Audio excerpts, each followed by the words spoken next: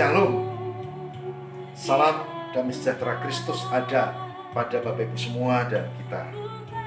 Biarlah kasih-Nya menyertai kita hari ini.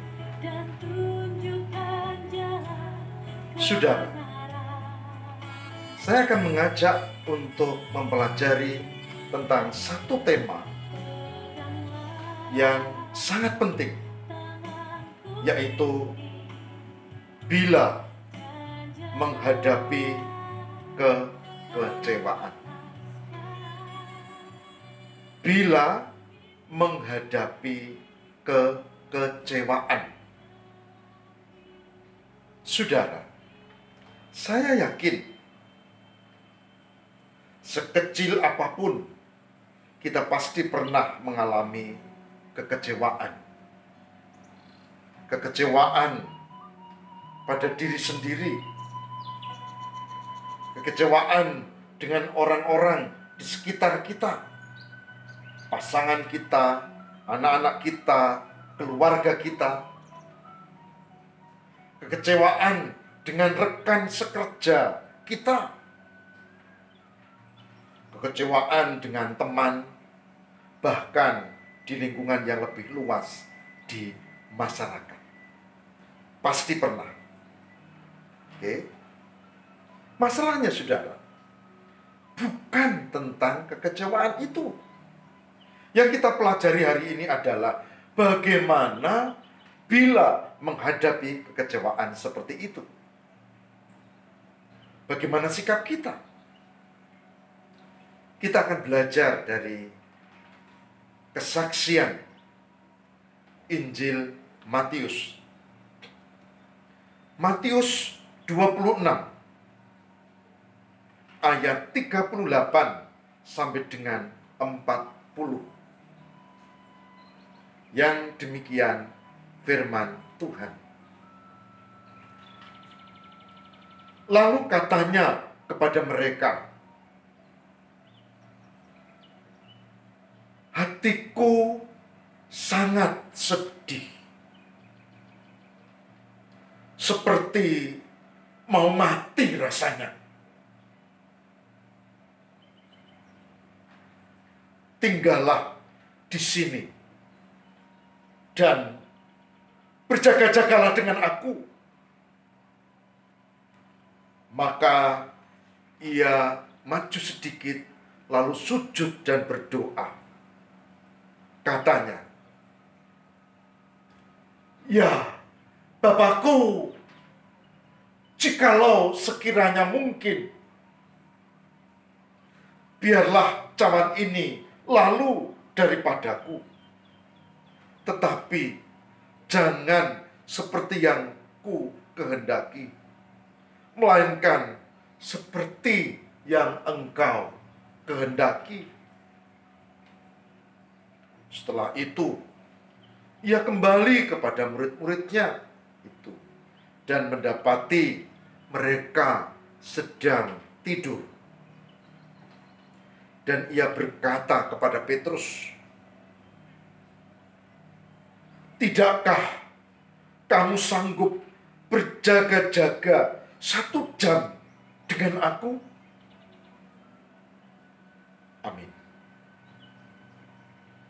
Saudara, kita menemukan satu cerita di sini. Yesus mengalami kekecewaan. Justru ketika detik-detik penuntasan misinya, proses penyaliban datang. Yang membutuhkan murid-muridnya, katanya, tinggallah di sini, berjaga-jagalah dengan aku. Lalu ia berdoa. Tapi apa yang terjadi? Petrus, Yohanes, Yakobus, yaitu murid-muridnya itu, mereka malah tertidur. Yesus kecewa. Kon sembahyang malah turu. Dan Alkitab menceritakan itu sampai 3 kali. Begitu ditinggal, kemudian digugah, bangun, berjaga-jaga. Dia doa lagi, tidur lagi. Begitu. Kemudian dia doa lagi, tidur lagi. Bahkan dikatakan di ayat berikutnya, berjaga-jagalah dan berdoalah supaya kamu jangan jatuh ke dalam pencobaan. Roh memang penurut, tetapi daging lemah. Saudara, ada 3 hal yang penting dalam pokok bahasan kali ini. Yang pertama, kita menemukan bahwa kekecewaan itu manusiawi. Jadi jangan berkata kalau sedang kecewa lalu kita, wah itu nggak punya iman. Jangan. Kekecewaan itu manusiawi. Dan Yesus melakukan itu juga. Itu yang pertama.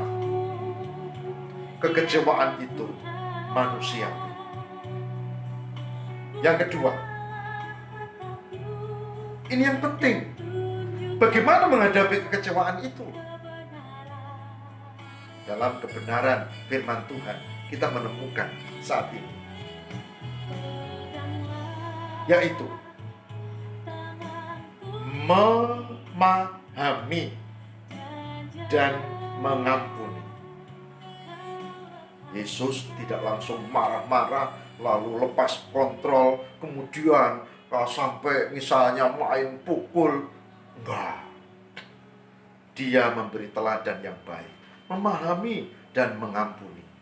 Apalagi sampai merendahkan, kemudian mengumpat dengan kebun binatang. Tidak, Yesus tidak pernah melakukan kekerasan, baik fisik maupun kata. Maka bila menghadapi kekecewaan, yang kedua adalah kita meniru di sini, memahami dan mengampuni. Dikatakan di ayat berikutnya 45, Matius 26 ayat 45, tidurlah sekarang, istirahatlah, yowes. Yang ketiga, mengajak fokus pada visi tentang pelayanan. Di sini Yesus memberi teladan. Dia berdoa dan ya Bapa, fokus kita selalu pada Tuhan. Ayat 46 dikatakan, bangunlah, marilah kita pergi. Dia yang menyerahkan aku sudah dekat. Fokus pada visi dan tujuan pelayanan. Sudah. Bila menghadapi kekecewaan, 3 hal ini harus diingat. 1, kekecewaan adalah hal yang manusiawi. Tapi tidak boleh itu dibiarkan liar. Yang kedua, Yesus mengajari kita untuk memahami dan mengampuni orang-orang yang mengecewakan kita. Dan yang ketiga, yang terakhir, Yesus mengajak di tengah kekecewaan pun tetap fokus kepada Tuhan. Tidak lalu emosi, kemudian mutung, kemudian jengkel, marah. Ya wes kalau begitu, brak. Enggak. Harus fokus kepada Tuhan. Saya berharap 3 hal ini kita cermati. Memahami kekecewaan adalah manusiawi, mengampuni dan tetap mengasihi orang yang mengecewakan, dan fokus kepada Tuhan. Marilah, di tengah situasi seperti ini, kita menata hati kita untuk memiliki pengendalian diri. Memang tidak mudah, tapi kita memohon semoga Roh Kudus membimbing kita. Amin. Marilah kita berdoa. Tuhan, berkatilah supaya kami tak hanya mendengar, tapi menjadi pelaku firman Tuhan. Ketika menghadapi kekecewaan, kami tidak mengumbar hawa nafsu, kemarahan, dan kejengkelan. Tapi kami belajar tentang 3 hal. Kekecewaan adalah manusiawi yang harus dikendalikan. Dan kami harus mengampuni, memahami orang-orang yang mengecewakan. Dan yang ketiga, kami harus tetap fokus pada kehendak Tuhan dalam hidup kami.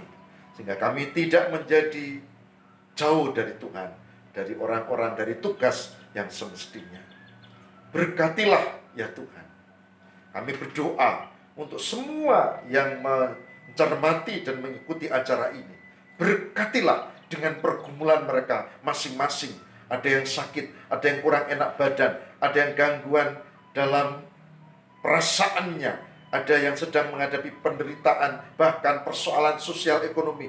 Di dalam Tuhan kami mohon, tolonglah ya Allah. Inilah doa kami. Kami mohon, kabulkanlah. Demi Kristus, pengantara kami. Amin.